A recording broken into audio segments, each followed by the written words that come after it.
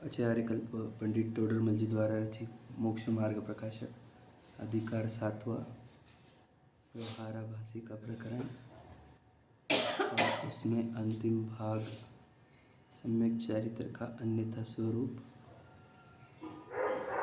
और जो विषय चल रहा है, जो कल चर्चा हुई थी अंत में कि निर्मोही श्रावक या गृहस्थ श्रेष्ठ है मोही मुनि से। इस बात की ही चर्चा करनी है। अर्थात श्रेष्ठता का आधार इस केस में ये लिया गया कि जिसका मोह का नाश हुआ वह श्रेष्ठ है। इससे नहीं लिया कि किसने कितना छोड़ा, बराबर है, कि किसने पत्नी, बच्चे, परिवार, घर सब कुछ छोड़ा हो, वस्त्र भी छोड़े, शहरों में रहना छोड़ा, वन में पर्वतों पर रहता हुआ जीव, व्रतों में संयम में पूर्ण संयम पालन करता हुआ जीव, व्रत करता हुआ, तप करता हुआ जीव, ऐसे जीव को श्रेष्ठ नहीं कहा।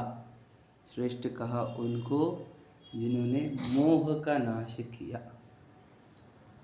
तो मोह का नाश करना इतना महत्वपूर्ण है क्या, है ना, प्रश्न है। तो कहते मोह का नाश से ही तो पता चलेगा कि हम कौन है और हमें करना क्या है। मोह का नाश नहीं होगा तो हम दूसरी वस्तु को मैं मानेंगे, तो उसके अनुसार क्या करना और क्या नहीं करना निर्णय होगा। समझे क्या? देखो, मैं अगर मनुष्य मानता हूँ स्वयं को, तो धनवान होना, प्रसिद्ध होना, अनुकूलताएं होना, यह मेरी होना में ये आता है। और नहीं होने में क्या आता है? रोग नहीं होना, निर्धनता नहीं होना, है ना, निंदा नहीं होना, ये आता है। होना नहीं होना चेंज हो गया। किसके आधार पर? मैं कौन हूँ के आधार पर। बराबर है कि नहीं?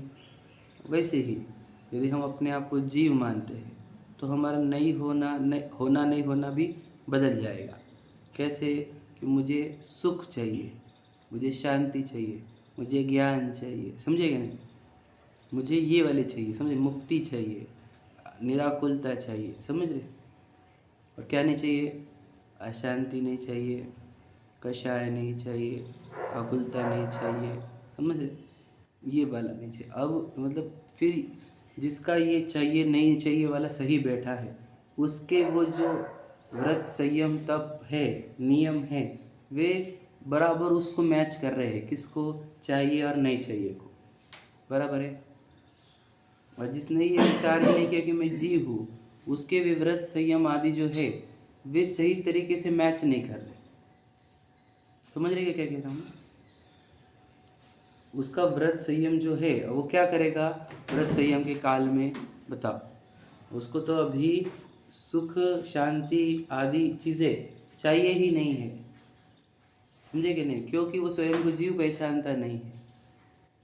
तो इसलिए मोही जीव भले ही कितने ही व्रत संयम आदि दिखे उसके, तो कहते हैं वो अभी भी संसार पार नहीं कर सकता, क्योंकि उसको अभी भी प्रशस्त राग सुखरूप दिखते हैं, समझे कि नहीं? और वीतरागता दुखरूप दिखती है, समझ लीजिए, समझे कि नहीं? तो इसके अभी इसके अंदर महामिथ्यात्व मोह पड़ा हुआ है, समझे कि नहीं? तो कह रही इसकी तो अभी मुक्ति कोई दूर दूर तक नहीं दिखती। और वही चतुर्थ गुण स्थान वर्ती और पंचम गुण स्थान वर्ती जीव है, उनके केस में ये कह रहे हैं कि यदि उसके मोह का नाश हुआ है, अर्थात मोह का नाश हुआ है तभी तो चतुर्थ गुण स्थान आया है, पंचम गुण स्थान आया है। तो दर्शन मोहिनी का नाश होने पर उसे अपने स्वरूप का भान हो गया है। क्या? जिसको सादी भाषा में, जिनमानी की भाषा में बोधि कहा जाता है। बोधि, जागे मम दुर्लभ बोधि प्रभो, समझे क्या नहीं? बोधि मतलब भान हो जाना, जागरूकता, समझे क्या नहीं, कि अपन है कौन। जिसको इस बात का भान हो जाता है ना, कि मैं जीव चेतन वस्तु हूँ, देह किंचित भी नहीं हूँ, ऐसे जिसके मान्यता हो जाती है उसको निर्मोही कहा है। समझे कि नहीं? अब ये मोह से रहित हुआ, अब इसको क्या करना है और क्या नहीं करना ये पक्का पता चल गया है कि नहीं? कि मुझे वीतरागी होना होगा तब मैं सुखी होऊंगा। अब वो कह रहे हैं कि उसको पता चल गया ना कि मैं वीतरागी होऊंगा तो सुखी होऊंगा, तो कहते हैं ये तो अब मुक्त होने ही वाला है, इसके कुछ भव बाकी है, अब ये मुक्त होगा ही। लेकिन जिसे ये सिद्ध नहीं हुआ कि मैं चेतन वस्तु हूँ और राग से मुझे दुख होता है, तो ये कहते हैं ये तो अभी मुक्त होगा ही नहीं, अभी तो बहुत काल बचे है। इसलिए निर्मोही गृहस्थ श्रावक है ना, अव्रती हो चाहे देशव्रती हो, वो महाव्रती मोही जीव से श्रेष्ठ है, ऐसा कल डाला था मैंने। 33 नंबर की गाथा है रत्नाकर श्रावकाचार्य, हम 32 देख रहे थे, 33 नंबर है, क्लियर लिखा हुआ है। अरे ये तो मैंने जो पढ़ा हुआ वो है। अब आचार्य कुंद तो बहुत कुछ कहते, वे ये कहते हैं मोह का नाश नहीं करने वाले सब क्या बोलते हो ना, क्या मुर्दे है, नहीं है क्या, जड़ शरीर को ही लेकर जी रहे ना, जागृत ही नहीं है। मुर्दे कहा है उन्होंने, मुर्दे, विचार करो, जहाँ जागृति आई नहीं है अपन कौन है, वह इस मुर्दे शरीर को ही तो लेकर जी रहे हैं हम, और क्या जी रहे। जहाँ जिनवानी की चर्चा नहीं होती उस घर में सब मुर्दे रहते हैं, ऐसा लिखा हुआ है। जागते ही नहीं, सब सोए हुए हैं, सब एक में को सुला रहे हैं, शराब पिला रहे हैं, है ना। जागृति आना, मोह का नाश करना पहला कर्तव्य है। समझे कि नहीं? अब आप कोई भी भक्ति उठाओ, हमेशा आपको मोह के नाश की ही बात मिलेगी। मोह अंधकार विनाश नायकार क्यों है? देखो उसको अंधकार, शराब, निद्रा ऐसी ही उपमा दी है। समझे कि नहीं? हम जिनवानी पढ़कर कैसे हो जानी चाहिए, बहुत सिखाते आना चाहिए, ये नहीं कहा। आप स्वयं को पहचानते हैं कि नहीं पहचान, ये स्वयं को पहचानने के लिए है रचा हुआ। हम स्वयं को नहीं पहचानेंगे तो हम पढ़ क्यों रहे हैं? समझे कि नहीं? इसलिए प्रथम कर्तव्य मोह की निवृत्ति ही है, और मोह के निवृत्ति को ही तो सम्यक दर्शन कहा। चरणानुयोग का शास्त्र उठाओ आप, जिसमें आचरण बताने वाले हैं, ऐसे शास्त्र को उठाओ, उसका भी पहला अधिकार सम्यक दर्शन अधिकार होता है। समझे क्या नहीं? और फिर बाद में सम्यक चारित्र अधिकार, ऐसा नहीं मिलेगा आपको कोई भी आचरण वाला शास्त्र जहाँ पे सम्यक दर्शन को महत्व नहीं दिया होगा। मैंने रत्नाकर श्रावकाचार्य की ही 33वीं गाथा बताई आपको, वो सम्यक दर्शन अधिकार का ही है। सम्यक दर्शन अधिकार मतलब सोचो, आचरण हो श्रावकों का, उसके पहले भी सम्यक दर्शन आवश्यक है, ये बात समझो। सम्यक दर्शन मतलब क्या? वही मोह से नाश करना, जागृति में आना। मोक्ष महल की प्रथम सीढ़ी कहा ना उसको, और या बिन ज्ञान चरित्रा, इसके बिना ज्ञान और चारित्र सम्यक नहीं होते। समझे कि नहीं? तो इसलिए पहला कार्य मोह के नाश और सम्यक्त्व की प्राप्ति, यही है। इसे सम्यक दर्शन ज्ञान चारित्राणि मोक्ष मार्ग कहा। सम्यक दर्शन के बाद ही सम्यक चारित्र होता है। समझे कि नहीं समझे? ध्यान से सुन लेना, समझ गए? श्रद्धान होना चाहिए अपनी वस्तु का। हम अपनी वस्तु, सोचो हम अनंत काल से स्वयं को भूले हुए, और आज भी हम भूले हुए। हम पहले समझेंगे कब कि मैं चेतन वस्तु, और फिर विश्वास कब करेंगे? हमें दुनिया पे विश्वास है कि ये मेरी पत्नी है, ये मेरा बच्चा है, ये मेरे को सुख देगा, ऐसा विश्वास है हमारे को। ये मेरा घर है कि नहीं, घर के प्रति कितना विश्वास है, ये घर मेरा है। अब ये सच्चा विश्वास है कि ये सम्यक विश्वास है? ये आपका घर है, आप याद रखना, आप खुद नहीं निकले तो वो कर्म निकालेंगे आपको, है कि नहीं? सीधी उंगली से नहीं तो टेढ़ी उंगली से पता है ना आपको, टेढ़े करके निकालेंगे, सीधे से निकलेंगे तो। समझे कि नहीं? कैसे उस बात का विश्वास है हमारे को, किस बात का? ये घर मेरा है, ये पत्नी बच्चे मेरे हैं, इस बात का विश्वास नहीं कि मैं जीव हूँ। अब जिस जीव के अंदर इतने भ्रम पड़े हैं, समझे कि नहीं, अब उस जीव का कल्याण कौन करा सकते है? कोई नहीं करा सकता। समझे कि नहीं? इसलिए हमारे को, हम ये मत समझ लेना कि श्रावक को श्रेष्ठ कहा है, बिल्कुल नहीं। गृहस्थ को श्रेष्ठ कहा ऐसा बिल्कुल नहीं है, निर्मोही को श्रेष्ठ कहा है। और मुनियों को थोड़ा कम कहा है, नहीं, मोहियों को कम कहा है।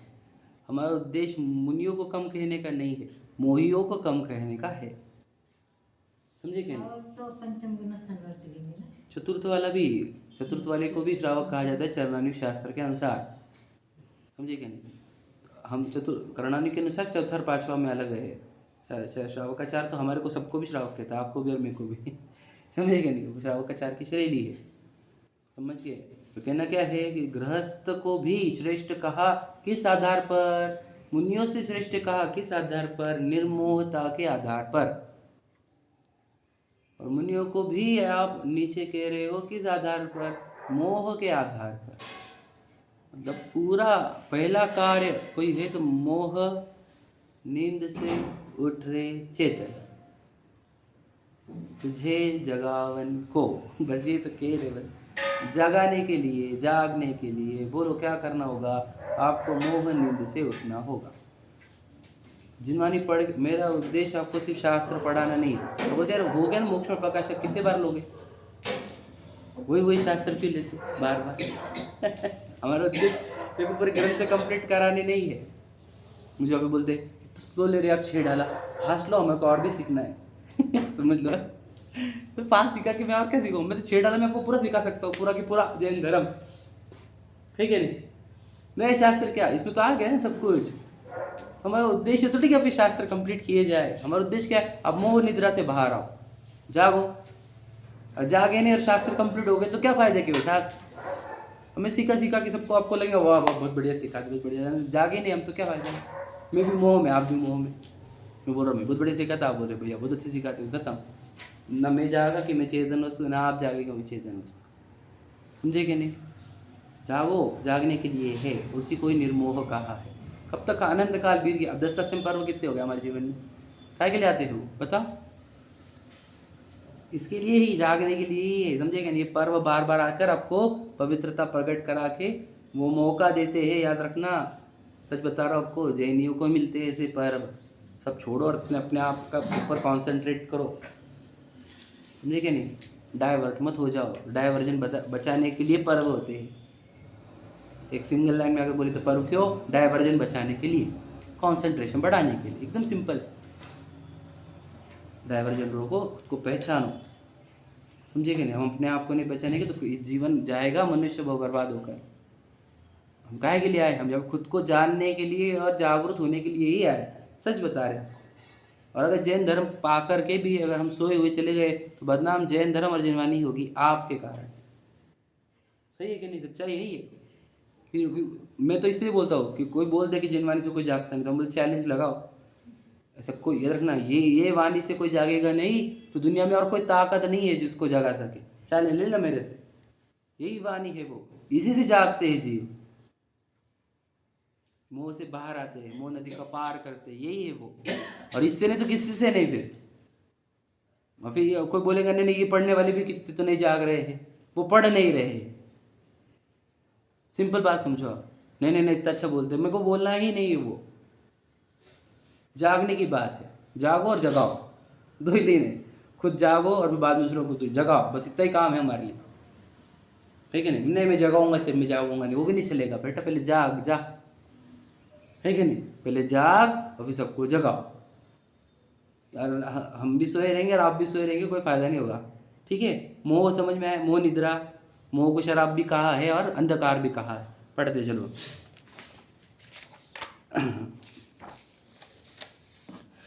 247 पर दूसरा पैराग्राफ पढ़ रहे थे ना अपन, उसमें अपन नीचे की 2 लाइन पढ़ते हैं। सिद्धांत में असंयत व देश संयत सम्यक दृष्टि से भी इसे हीन कहा है। किसको? द्रव्यलिंगी को। कौन द्रव्यलिंगी किस में आता है? व्यवहाराभासी में।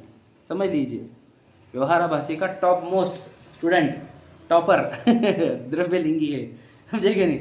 उसने शास्त्र जैन धर्म में आया, जैन शास्त्र पढ़े और जो जो करने योग्य था वो सब किया। ऐसा था वो। समझेगे नहीं? टॉपर है वहाँ का, व्यवहाराभासी का। लेकिन हम क्या कह रहे? उधर का टॉपर इधर के फेल होने वाले से भी कम है। किसी बातें कर रहे आप? समझे क्या नहीं? क्योंकि उसने जो किया वो सब बाहर ही बाहर किया है। अपने अंदर तो कुछ किया ही नहीं, अपने आप को जागरूक करने के लिए कोई प्रयत्न नहीं किया। वो तो बाहर की क्रिया कर करके लगने लगा उसको कि अपन तो धर्म कर रहे हैं बस। कितना किया हमने, दीक्षा ली, संयम, व्रत, तप, पूरा तपश्चर्या पूरा आ गया ना, तो फिर भी हम धर्म ने किया नहीं किया। समझे क्या नहीं, ये बात समझे। देखो, क्योंकि उनका चौथा पांचवा गुण स्थान है। अब चौथा पांचवा गुण स्थान कौन बोलता है? करणानुयोग। करणानुयोग के अनुसार वो जो गृहस्थ है चतुर्थ गुण स्थान वर्ती बोलो या पंचम गुण स्थान वर्ती, उनका गुण स्थान चौथा पांचवा कहा क्योंकि उनका मोह नाश हुआ है। सोचो उनको मोह, अब अगर आप छेड़ा की लाइन पढ़ेंगे उसमें लिखा है तीनों शिवमकचारी अंतरात्मा के 3 प्रकार के हैं। उत्तम मध्यम जगन त्रिविधि के अंतर आत्म ज्ञानी। समझे? फिर बोलेगा आगे लिखा है तीनों शिवमकचारी, आखिरी में लिखा है क्या नहीं? तीनों ही शिवमकचारी, शिवमक मतलब मोक्ष मार्ग में चलने वाले हैं। तो उसमें जगन कहे अविरत समदृष्टि, तो उसको भी शिवमकचारी कहा। और इनको शिवमकचारी है क्या नहीं? भाई ये शिवमकचारी नहीं, फिर संसार मकचारी है। समझे कि नहीं? संसार मकचारी है कौन? द्रव्यलिंगी। क्यों? अभी वो मोक्ष मार्ग में चालू नहीं हुआ। मोक्ष मार्ग प्रारंभ कहाँ से होता है बोलो भला? कौन सा नियम लेने के बाद मोक्ष मार्ग प्रारंभ होता है? बताओ। खुद को समझ लिया चतुर्थ गुण स्थान में फिर कौन सा नियम लेना पड़ेगा? एक नियम लेना पड़ेगा, बता दो मैं शरीर नहीं हूँ, ऐसा नियम लेने के बाद मोक्ष मार्ग प्रारंभ होता है। ये नियम पहले, मुझे शरीर का त्याग है समझ में आया कि मुझे शरीर को मैं मानने का त्याग है। ये त्याग लिए बाद आपको फिर मोक्ष मार्ग होगा। मैं आलू नहीं खाऊंगा, इसके पहले ये समझ ले मैं कुछ खा नहीं सकता समझे क्या नहीं? खाने का राग करता हूँ क्योंकि खुद को शरीर मानता हूँ। समझ रहे कि नहीं? गहराई से समझना। इसलिए पहला काम क्या करना होगा? शरीर को मैं मानना बंद करना पड़ेगा। फिर राग नहीं आएगा तो वो खाऊंगा भी नहीं। समझे कि नहीं समझे? इसलिए पहला त्याग। द्रव्यलिंगी तो खुद को पर समय दृष्टि समझते होंगे ना, जब मुनि अवस्था में आ गए समझो।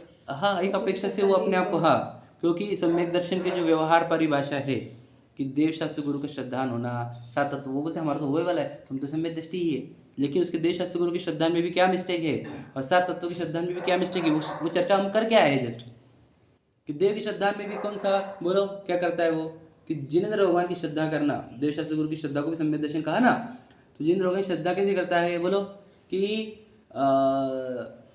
जो केवली गुण को स्तवे परमार्थ केवली वो स्तवे, वो तीर्थंकरों के केवली भगवान के देह गुण के स्तवन से नहीं, केवली गुण स्तवन हो। जो समझे कि नहीं? जो केवली गुण को स्तवे परमार्थ केवली वो स्तवे। तो देव गुरु और धर्म तीनों में भी वो बहिरंग को ही देव मानता है, बहिरंग को ही गुरु मानता है, देव बहिरंग को कोई धर्म मानता है। ऐसा वो सिद्ध करके आए हैं। मतलब वो खुद को ही नहीं समझते, पूरी तरह के ज्ञान में आने वाला एक वो समय दृष्टि है या भक्त दृष्टि। हाँ बिल्कुल सही बात है। बाहर उनको लोगों भी को, नहीं समझेंगे। बाहर के याद रखना, कोई सम्यक दृष्टि विशेष हो ना उसको समझ में आता है, समझे कि नहीं? पर हम नहीं के बराबर ही पकड़ो आप केवली के इसको ज्ञान में। खुद को समझ में आता है। उसको समझ में नहीं आएगा, वो तो ब्रह्म है ना, नहीं, सोया हुआ है। उसको समय कैसे? दृष्टि के समझ में आएगा ऐसा। हाँ बस सम्यक दृष्टि की समझ में आएगा। उसको समझ में आएगा कि नहीं?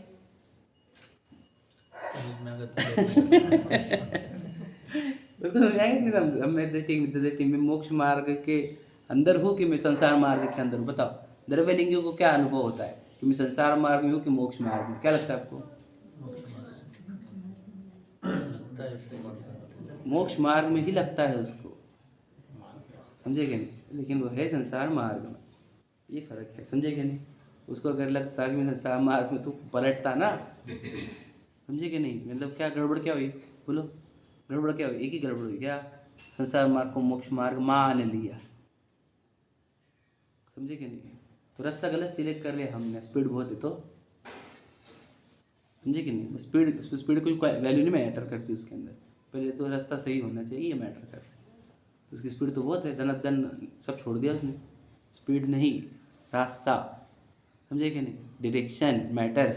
समझे कि रादर देन स्पीड। समझे कि? फिर से पढ़ते देखो। यहाँ कोई कहे कि असंयत व देश संयत सम्यक दृष्टि के कषायों की प्रवृत्ति विशेष है। समझे कि नहीं? कि कोई वो अविरत सम्यक दृष्टि है और देश विरत सम्यक दृष्टि, उसकी तो कषाय कितनी है? समझे कि नहीं? और द्रव्यलिंगी मुनि के थोड़ी है, समझे कि नहीं? अब असंयत सम्यक दृष्टि की कितनी कषा हो सकती है? तो आपको तो फर्क ही नहीं समझ में आएगा कि मिथ्या दृष्टि की सम्यक दृष्टि इतना उसकी ऐसी कषाय रहती है, बाहर से दिखने वाली कषाय, अंदर से उसके अनंत अनुबंध खत्म होने से अनंत कम हुए हैं, लेकिन वो बाहर से कुछ भी दिखता नहीं, बाहर से तो वो बिल्कुल आपको मिथ्या दृष्टि जैसा दिखेगा। तो इतनी कषाय रहती है उसके अंदर, समझे कि नहीं? उस भोगों में, समझे कि नहीं? परिग्रह में, राज्य में, युद्ध में, सब जगह दिखेगा वो आपको, समझे कि नहीं? बच्चे को मारते हुए ठोकते हुए दिखेगा तुम्हारे को, समझे कि नहीं? सिर्फ इतना रहेगा, अन्याय और अनिति और अभक्ष नहीं करेगा, समझे कि नहीं? इतना उसके अंदर नहीं रहेगा। बाकी तो पूरा सेम दिखेगा तुम्हारे जैसे, मंदिर में भी आ रहा है, भक्ति पूजन भी कर रहा है, किसी की गलती तो डांट भी रहा है समझे, ऐसा भी दिखेगा कैसे सम्यक दृष्टि। तो उसके जीवन में तो कषाय बहुत रहती है, समझे कि नहीं?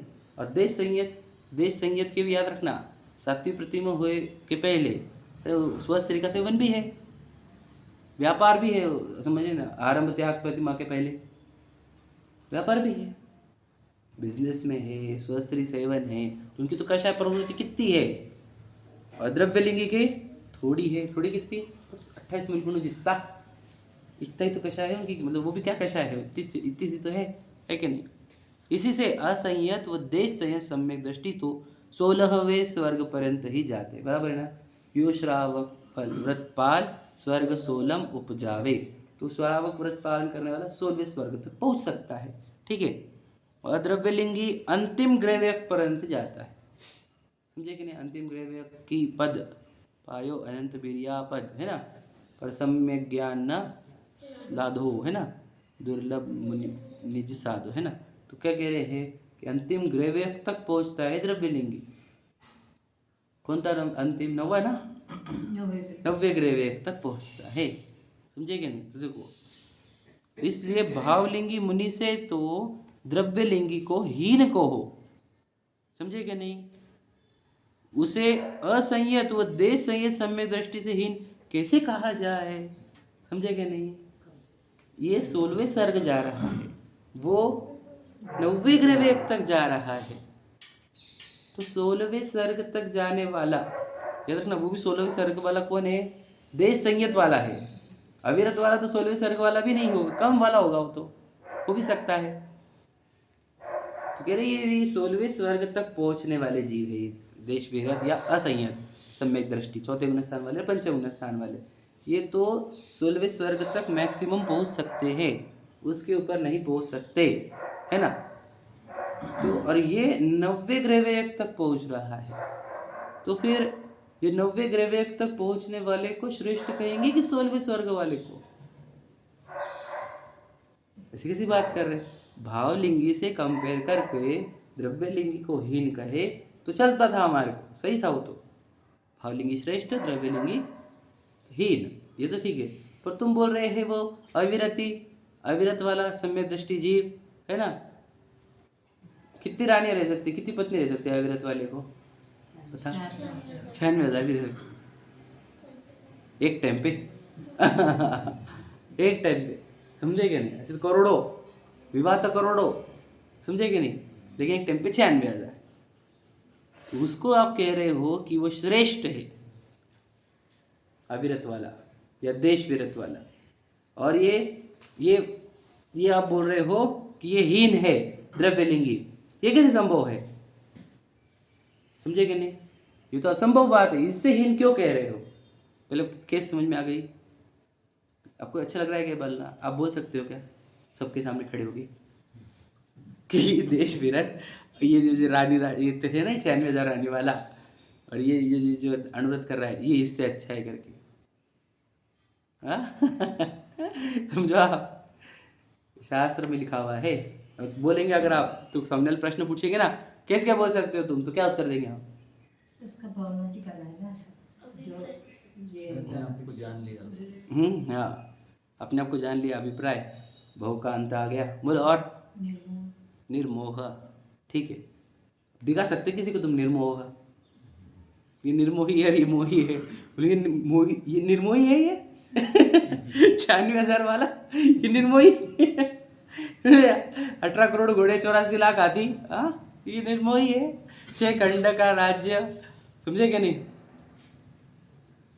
निर्मोही है ये। समझे क्या बोल रहा हूँ मैं? क्या सिद्ध करोगे तुम, कैसे सिद्ध करोगे? ये मैं हूँ और मेरे है, ये सब छूट गए ना अभिप्राय में, करके आप कितना भी रात बिल्कुल सही बात है। ये सामान्य जन समझ सकते नहीं, इसे विशेष अभ्यासी ही समझ सकते हैं। तो आप सामान्य जनों के बीच में ये कहोगे तो विवाद होंगे, क्योंकि उनको कुछ ज्ञान ही नहीं है, बाहर से देखते सब शरीर की अपेक्षा से, समझे कि नहीं?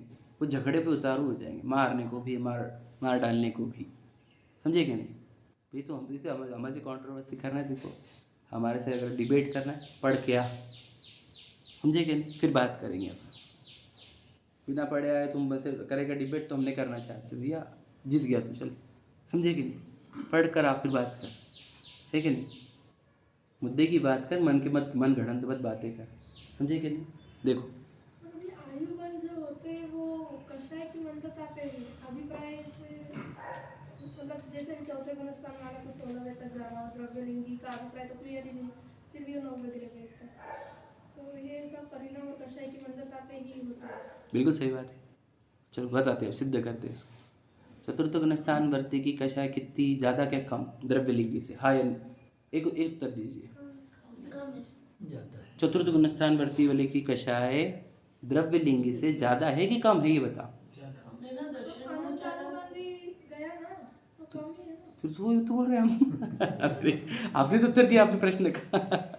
कषाय कम ही जनो उसकी। हाँ तो फिर वो बंधन जैसे 16वें स्वर तक ही हो गए ना। हाँ। तो इसको इतना ये ग्रेवे तक जा रहे हैं और वो अच्छा ये वाले नहीं सुन रहे हैं, तो मेरा उसकी कषाय मंद स्थित तभी तो 16वें तक गया, ये मुझे बताना था। ठीक है, आप बोल रहे हैं कि इसके और उसके कंपैरिजन में, है ना, कि वो ऊंचे ऊंचे क्यों जा रहे हैं, है ना? ये तो याद रखना, फिर दो भी पकड़ेंगे ना, एक दर्शन मोनी और चारित्र मोनी, समझेंगे नहीं? उनका मतलब एक शब्द से राग द्वेष कम होने से, ये देखो क्या बोल रहे हैं, चारित्र मोनी क्या बोल रहे हैं हम, राग द्वेष कम होने से, मतलब क्या मैं बोल रहा था, योग जो है उनके शुभ योग है, शुभ योग से प्रकृति प्रदेश बंध ज़्यादा होते हैं, इसलिए वे वहाँ पहुँचते हैं, और इसकी स्थिति अनुभाग कम है। अपन पढ़े थे ना अभी, समझे कि नहीं? उसके प्रकृति और प्रदेश अच्छे रहेंगे क्योंकि उसके शुभ योग है, समझे कि नहीं? और इसके शुभ योग नहीं है, अशुभ योग भी है, बात समझे कि नहीं? चतुर्थ पंचम गुणस्थान के अशुभ योग नहीं है क्या? अशुभ योग ही ज्यादा है, शुभ योग तो नहीं के बराबर है, समझे कि नहीं? तो प्रकृति प्रदेश योगों के अनुसार बनते हैं ना, तो इसलिए उसके प्रकृति प्रदेश अच्छे होने से वो 9वें ग्रह वेग तक है, इसके अशुभ योग होने से ये 16वें स्वर्ग में है, समझ में आया? अब बताओ फिर तो, अब मुझे बताओ, अभी सुना आपने, अब आप बताओ कि मोक्ष को पहले कौन जाएगा? प्रकृति प्रदेश तो इसके अच्छे है ना, समझ में आया? समझ रहे? प्रश्न समझा क्या? थोड़ा टेक्निकल है वैसे, नहीं समझ में आया होगा, है ना?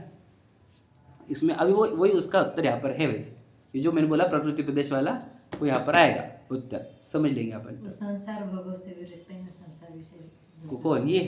9वां ग्रह तक वाला, हाँ, वो विरक्त है क्या?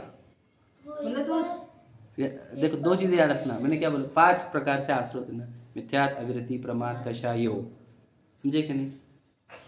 और कर्म बंधन के कारण में क्या कहा जाता है?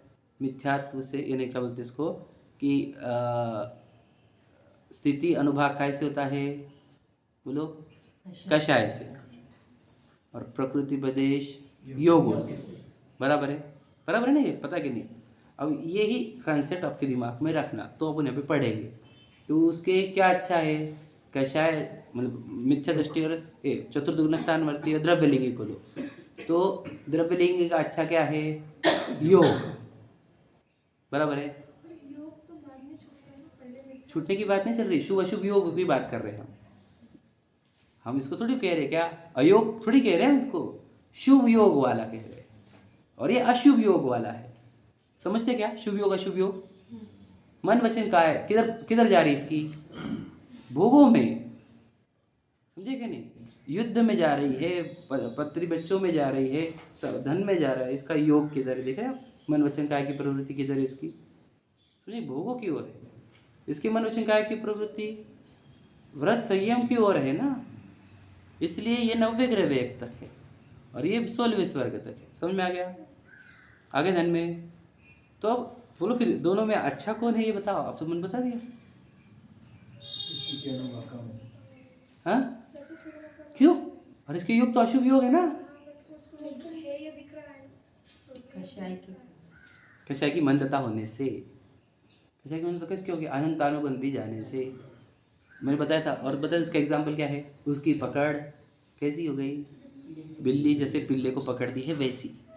पकड़ तो दिख रही है लेकिन पकड़ में अंतर है। और ये अभी भी विषयों को वैसे ही पकड़ा है जैसे चूहे को पकड़ता है। समझ रहे कि नहीं? ये अंतर वाला कार्य है। बाहर से कुछ दिखेगा नहीं। बाहर से देखे जाते हैं योग इसके अशुभ वाले, इसके योग शुभ वाले। इसीलिए तो कह रहे कि श्रेष्ठ किसको कहो आप? इनको कहो, क्योंकि ये इसके योग कितने अच्छे। ये 90 ग्रह वेग तक जा रहा है, इसके योग खराब है, 16 स्वर्ग तक ही जा रहा है। समझे क्या नहीं? यही बोला जा रहा है और उसी का समाधान पढ़े। प्रश्न अच्छा था, डिटेल डिस्कशन हो गया। देखो, असंयत व देश संयत सम्यक दृष्टि के कषायों की प्रवृत्ति तो है। मतलब क्या प्रवृत्ति? मतलब क्या आ गया? योग वाला अशुभ योग है ये कह रहे हैं। ठीक है, परंतु देखो अब ये क्या बताया जा रहा है? श्रद्धान में किसी भी कषाय करने का अभिप्राय नहीं। मतलब क्या बोलो? अभिप्राय सही हो गया, मतलब अनंतानुबंधी चली गई। ये वाले एंगल से कह रहे हैं। श्रद्धान में क्या है बोलो? कि किसी भी देखो कषाय के करने का अभिप्राय नहीं है। कषाय चल रही है लेकिन करने का अभिप्राय नहीं है। अब इसकी कषाय कैसे हो रही है? एटोमाइजेशन पे हो रही है। करने का तो नहीं हमारे को। क्यों हो रही है? हमारा कंट्रोल नहीं खुद पे। क्या कोई दिख गया तो गुस्सा आ जाता है, ये हो गया तो इसे बोलने का भाव आ जाता है, ये करने का भाव आ जाता है, रुक नहीं पाते। अब जो हो रहा है वो एटोमाइजेशन पे हो रही है। ध्यान से लेना। करना तो हम एक को भी नहीं चाह रहे। अब वाह वाह करना नहीं चाह रहे, हो रही। तुमको नहीं पता असंयम क्या होता है? असंयम को अच्छे समझो। असंयम का अर्थ ये है कंट्रोल नहीं की जा रही है, होती जा रही है। कर तो हम एक भी नहीं रहे लेकिन हो रही ही है, रुक भी नहीं रहे एक भी। उसी को कहते हैं असंयम। समझे क्या? ध्यान सुन लेना कि वो रोक नहीं पा रहा, करने का तो उसको एक भी नहीं है। ध्यान सुन लेना। और ये कर तो एक भी नहीं रहा लेकिन करने की पूरी है। समझे कि नहीं समझे? अंतर समझ रहे? इसको करने की एक भी नहीं है लेकिन इससे रुक नहीं रहे एक भी। इसने रोकी पूरी है लेकिन करने की भी पूरी है।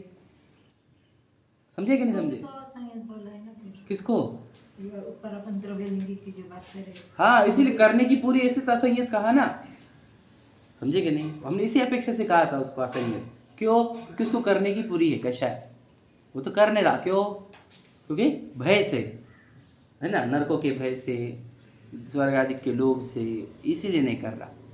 समझे कि नहीं? समझाते थे, समझो, वापस पढ़ ले। तथा द्रव्यलिंगी के शुभ कषाय करने का अभिप्राय पाया जाता है। समझे कि नहीं? मतलब कषाय का अभिप्राय दिखेगा आपको। ठीक है, अब देखो, जिसको शुभ कषाय यानी क्या? शुभ कषाय प्रशस्त राग करने का अभिप्राय है, इसका अर्थ क्या होता है? अशुभ कषाय करने का राग है क्या? नहीं है, वैसे दिखाता नहीं है लेकिन है। कैसे? कि शुभ कषाय के फल में क्या आएगा? भोग। और भोग के काल में क्या होगा? अप्रशस्त कषाय होगी, अप्रशस्त राग होगा। तो वो सब मिक्स ही पाया गया है। समझे क्या? गहराई से समझना। प्रशस्त राग का राग सिर्फ प्रशस्त राग नहीं होता, वो पूरे संसार का राग होता है। क्योंकि प्रशस्त राग के फल में तो भोग सामग्री ही मिलती है, उससे तो क्या होगा? भोगने से अप्रशस्त राग होगा। विचार करो। समझे कि नहीं?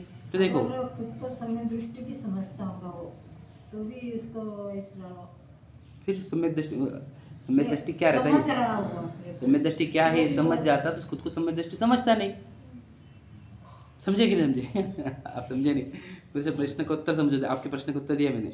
अगर सम्यक दर्शन क्या है ये समझ जाता तो मिथ्या दृष्टि थोड़ी रहता वो। नहीं, खुद को समझ में तो भास हो रहा है उसका, ऐसा बोला। हाँ, बराबर है। सम्यक दर्शन का भास हुआ है, इसीलिए तो ये गड़बड़ कर रहा है। तो स्वर्ग की इच्छा नहीं करेगा ना, ऐसा मोक्ष की इच्छा। प्रशस्त राग की इच्छा कर रहा है। बराबर है आपका। सही सही बात तो सही है। स्वर्ग चाहिए नहीं, लेकिन वो जिसकी साधना कर रहा है उससे स्वर्ग ही उत्पन्न होते हैं। समझे क्या कहा? मुझे कड़वा रस पीने का नहीं है लेकिन जूस करेले का ही बना रहा हूँ, कड़वा रस ही आएगा। नहीं मुझे कड़वा रस पसंद नहीं है। बना क्या रहा है तू?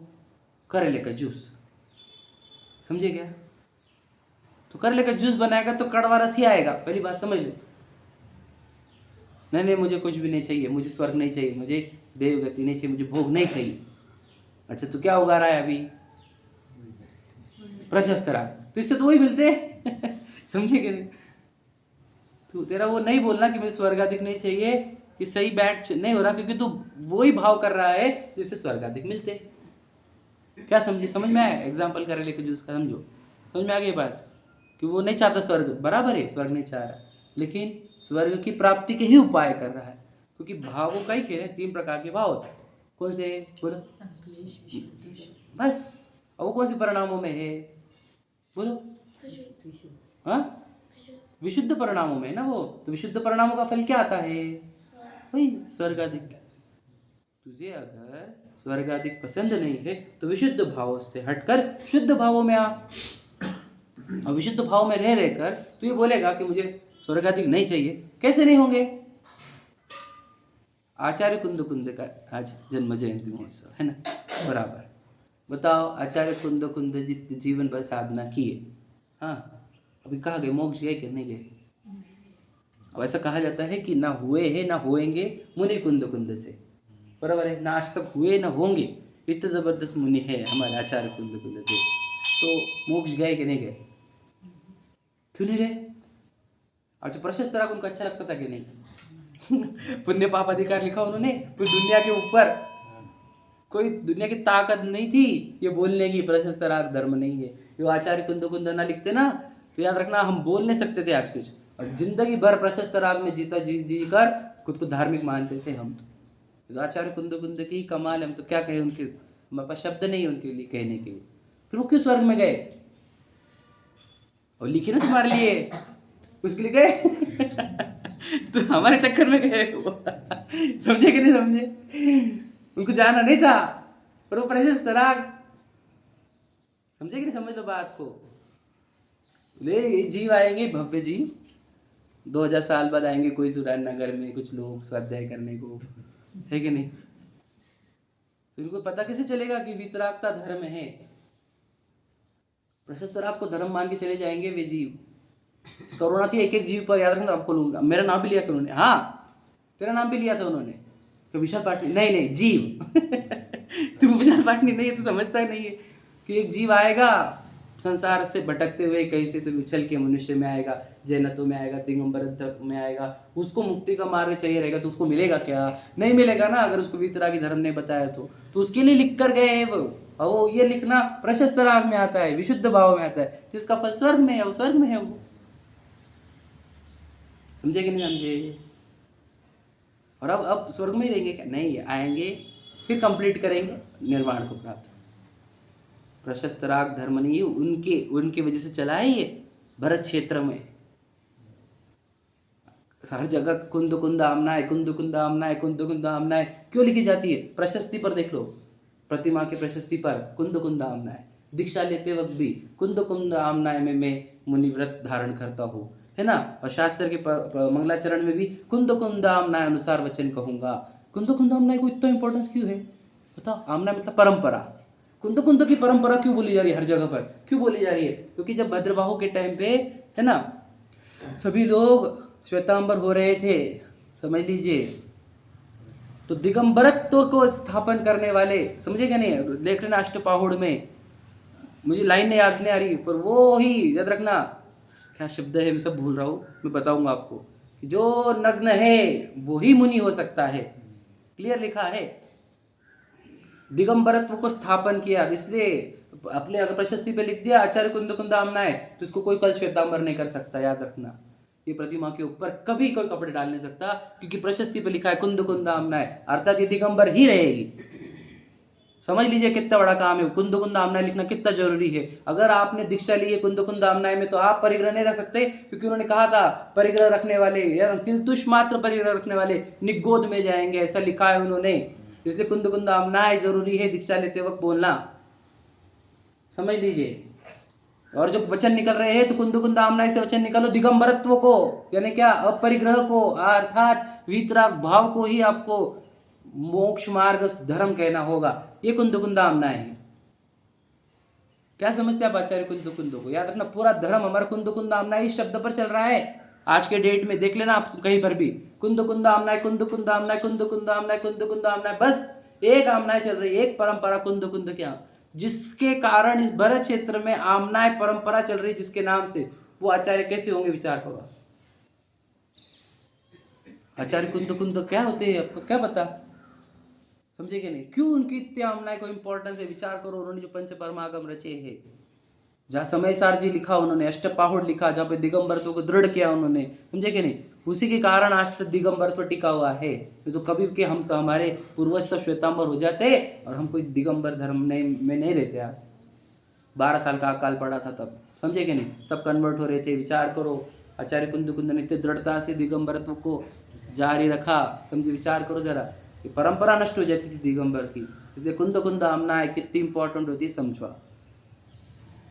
आचार्य कुंद कुंद ना आते ना, हम कुछ नहीं समझ पाते ना। मैं ये कह सकता आज आपको कि द्रव्यलिंगी से, समझे कि नहीं, कि वो सब निर्मोही जीव, समझे कि नहीं, श्रेष्ठ है चतुर्थ पंचम गुण स्थान वर्ती।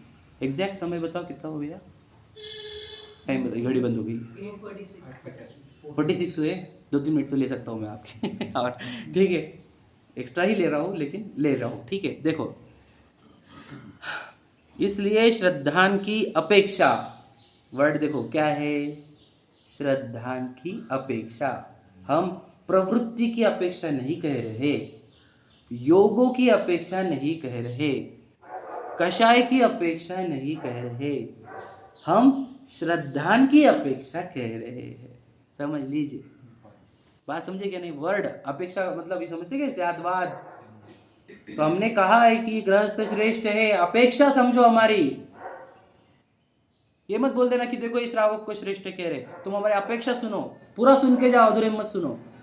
हमने श्रद्धान अपेक्षा कहा है, वो श्रद्धान में स्वयं को जीव समझता है और राग को हे समझता है, और ये श्रद्धान में स्वयं को शरीर समझते हैं और राग को उपादेय समझते हैं। इस अपेक्षा से हमने निर्मोही गृहस्थ को श्रेष्ठ कहा है और मोही मुनि को हीन कहा है। हमारी अपेक्षा समझो, श्रद्धान की अपेक्षा, समझे कि नहीं? देखो, श्रद्धान की अपेक्षा असंयत सम्यक दृष्टि से भी इसके बोलो बोलो बोलो अधिक कषाय है।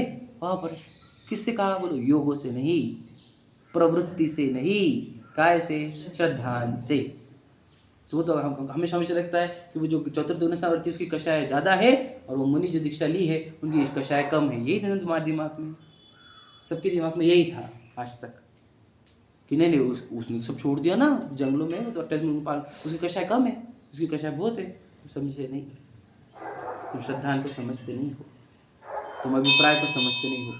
इसकी कषाय कम और उनकी कषाय ज़्यादा। क्यों? पकड़, कषाय शक्ति, पढ़ सुना ना, लिखा है इसमें, कषाय शक्ति कम है इसकी, कषाय ज़्यादा होने दो, और इसकी कषाय कम होने दो, कषाय शक्ति बहुत है। अनंतानुबंधी और इसके अप्रत्याख्यानावर्णी। समझे कि नहीं समझे? ये है हमारा धर्म। वो सूक्ष्मता वाली बात है यहाँ पर जो कोई और कह ही नहीं सकता। ये कहाँ से आया भाई? ये ब्रह्मा जी कैसे लिख सके? ये आचार्य कुंद कुंद को पढ़ करके लिखा है उन्होंने। देख लेना, आपको इस शास्त्र में कम से कम 100 तो बहुत होता होगा, 50 जगह पे आचार्य कुंद कुंद के प्रवचन से समय सार के ही कोटेशन, समझे कि नहीं? अष्टपहुड़ के कोटेशन, विचार करो, सब जगह देख लेना आप। आचार्य कुंद कुंद के सिवा कुछ नहीं। आप मनीष जी का एक सुना था हमने, बहुत इंपॉर्टेंट है, बोले आचार्य कुंद कुंद को गायब करो जैन धर्म में से, तुम्हारे पास एक शब्द भी नहीं रहेगा पढ़ने को। कुछ कर्म की फिलोसफी वगैरह इतना तो कुछ चरणानी की कथा, क्रिया या कथा वगैरह कुछ मिल जाएगी, लेकिन अध्यात्म तो कुछ भी नहीं मिलेगा। 6 द्रव्य वगैरह कुछ नहीं, वो तो कुछ भी नहीं बोलते तो कुछ भी नहीं मिलेगा। अब यहाँ पर कितने उपकार, सोचो, हमारे को माँ बाप की महिमा आती रहती है, अपनी पत्नी बच्चों की महिमा आती है, हमारे को इन्होंने धनवान बनाया, इन्होंने ये सिखाया, तो आचार्य कुंद कुंद की महिमा नहीं आती। तुम समझे ही नहीं, तुम खुद को पुरुष स्त्री मानकर ही जी रहे हो, इसलिए तुम्हारे जीवन में आचार्य कुंद कुंद टॉप जगह पर नहीं है, पत्नी बच्चे टॉप जगह पर है।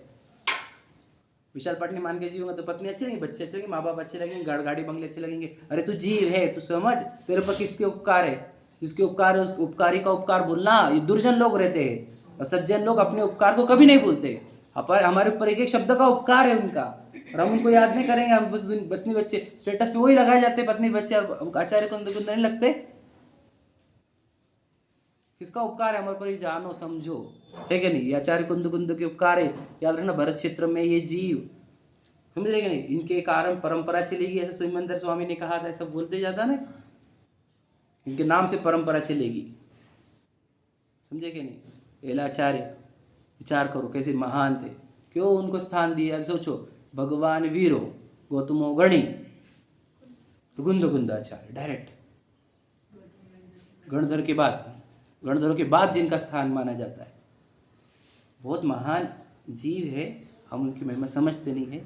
हमारे तो याद रखना, हमारा एक एक कण है पे हम मनुष्य बने भी ना, तो उनके कोई सिद्धांत सीखकर जो पुण्य बंदा होगा उससे आए हैं मनुष्य बनकर।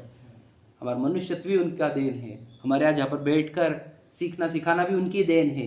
हमारे हर एक चीज़ पर उनकी देन है। विचार करो, वो भगवान वीर के, फिर गणधर के, और ये आचार्य कुंद के, नहीं तो हम यहाँ पर नहीं होते। चलो।